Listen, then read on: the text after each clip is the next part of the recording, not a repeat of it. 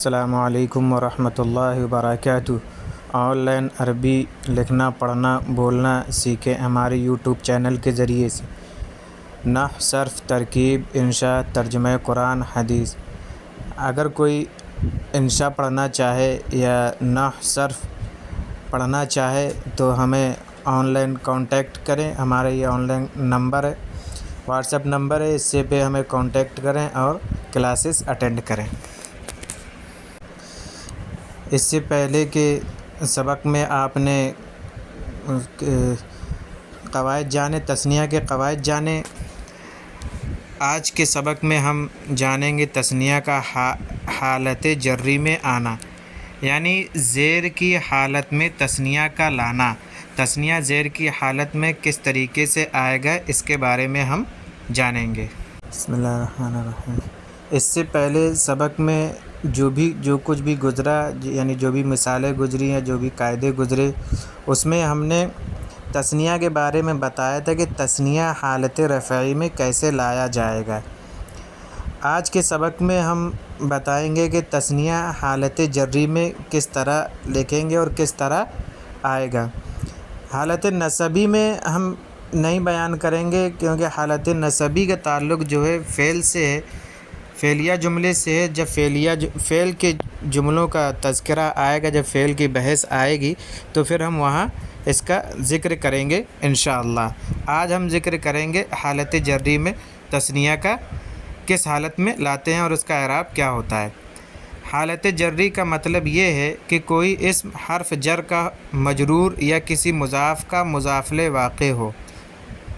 اس سے پہلے ماقبل میں یہ بات گزر چکی ہے کہ ہادان حالت نسبی و جری میں ہادین اور ہاتان، ہاتین اور ذالکا، زینکا اور تانکا، تینکا ہو جاتے ہیں۔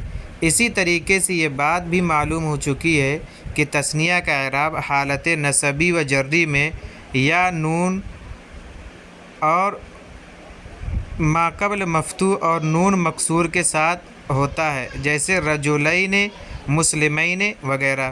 کہ دیکھیے یہاں پہ رجلین یا ہے اور یا سے پہلے زبر ہے اور نون میں زیر ہے۔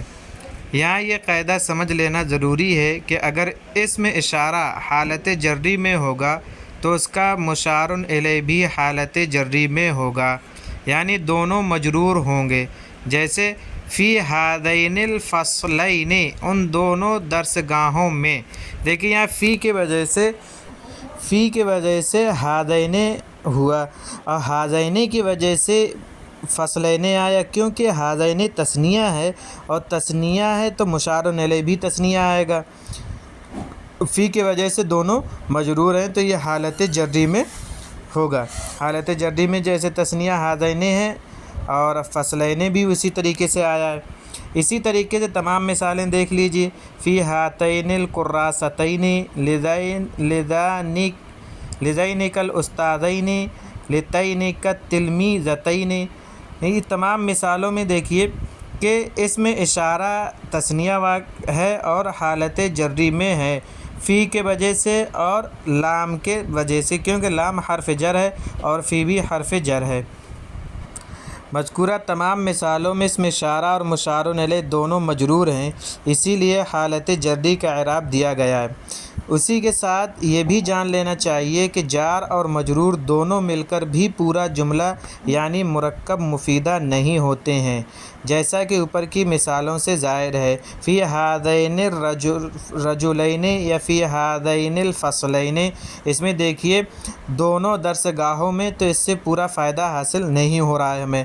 اگر مرکب مفیدہ بنانا ہو تو کسی اور لفظ کا اضافہ کرنا پڑے گا، مثلاً یوں کہیں گے فی ہذین الفصلین تلمیذان، ان دونوں درسگاہوں میں دو طالب علم ہیں۔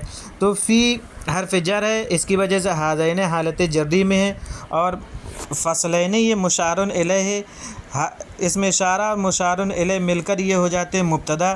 پھر یہ تلمیذان جو آیا ہے یہ مبتدا کی خبر ہے۔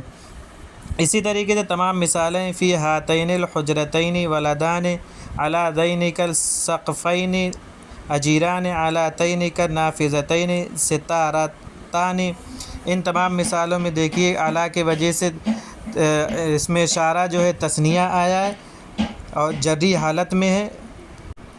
واضح رہے کہ مذکورہ بالا مثالوں میں تلمیذان، ولدان، اجیران، ستارتان سب حالت رفعی میں ہیں، اس لیے کہ مبتدا واقع ہیں، اور اس طرح کے جملوں کی ترکیب اس طرح ہوگی: فی حرف جار، ہذین اسم اشارہ، الفصلین مشار الیہ، اسم اشارہ اپنے مشار الیہ سے مل کر مجرور ہوا، جار اپنے مجرور سے مل کر متعلق ہوا، ثابتان محذوف کے، ثابتان صیغہ صفت محذوف اپنے متعلق سے مل کر خبر مقدم، تلمیذان مبتدا مؤخر، مبتدا مؤخر اپنے خبر مقدم سے مل کر جملہ اسمیہ خبریہ ہوا۔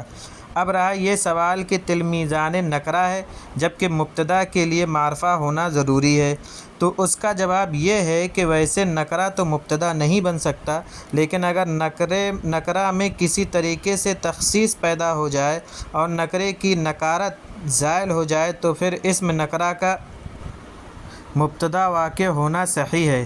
اور نکرہ میں تخصیص کی کئی طریقے پیدا ہوتے ہیں، تخصیص کے کئی طریقے پیدا ہوتی ہے، مثلا نکرہ کی صفت ذکر کر دی جائے جیسے وَلَعَبْدٌ مُؤْمِنٌ، یا خبر کو مقدم کر دیا جائے جیسے فی الفصل تلمیذ، اور مذکورہ تمام جملوں میں خبر کی تقدیم سے تخصیص پیدا ہوتی ہے، لہذا مبتدا ہونے میں کوئی حرج نہیں ہے۔ واضح رہے کہ ان جیسے جملوں میں جار مجرور کے بعد آنے والا مبتدا مذکر و مؤنث دونوں طرح کا ہو سکتا ہے، اس لیے کہ خبر محذوف ہے جسے مبتدا کے موافق نکال لیا جائے، مثلا فی الفصل ولد میں فی الفصل کا متعلق موجود کو نکال لیں گے، اور فی الفصل تلمیذۃ میں فی الفصل کا متعلق موجودۃ نکال لیں گے۔ مندرجہ ذیل جملوں کا اردو میں ترجمہ کریں۔ فی ہاتین المدرستین استاذان، علی ذین کالکتابین غلافان، علی تین کالمنضدتین کتابان، لہذین الاستاذین حجرتان، لہاتین المکتبتین موظفان، لذینک الولدین قلمان، لتینک الجنینتین بستانیان، فی ہذین البیتین رجلان، لہاتین النافذتین ستارتان، علی ذینک المکتبین کتابان۔ ان کا اردو میں ترجمہ کریں، اور اس میں کوئی ایسا لفظ نہیں ہے جو آپ کا پیچھے نہ آیا، بس شکل بدلی ہوئی ہے۔ یہاں پہ جو ہے تثنیہ واقع ہیں، اس وجہ سے آپ کو یہ نہ لگے کہ یہ نئے لفظ ہیں، ان تمام لفظوں کے جو ہے معنی پیچھے گزر چکے ہیں، لہذا ان معنوں کی رعایت کرتے ہوئے ان کا ترجمہ کریں۔ مندرجہ ذیل جملوں کا عربی میں ترجمہ کریں، یعنی ان کی عربی بنائیں۔ ان دونوں کمروں میں 2 بلب ہیں، ان دونوں میزوں پر 2 قلم دان ہیں، ان دونوں مسجدوں کے لیے 2 مؤذن ہیں، ان دونوں گاڑیوں کے لیے 2 ڈرائیور ہیں، ان دونوں باغوں میں 2 نہریں ہیں، ان دونوں دیواروں پر 2 گھڑیاں ہیں، ان دونوں درسگاہوں کے لیے 2 پنکھے ہیں، ان دونوں کرسیوں پر 2 آدمی ہیں، ان دونوں کاپیوں میں 2 مضمون ہیں، ان دونوں میدانوں میں 2 کھلاڑی ہیں۔ ان کی عربی بنائیں۔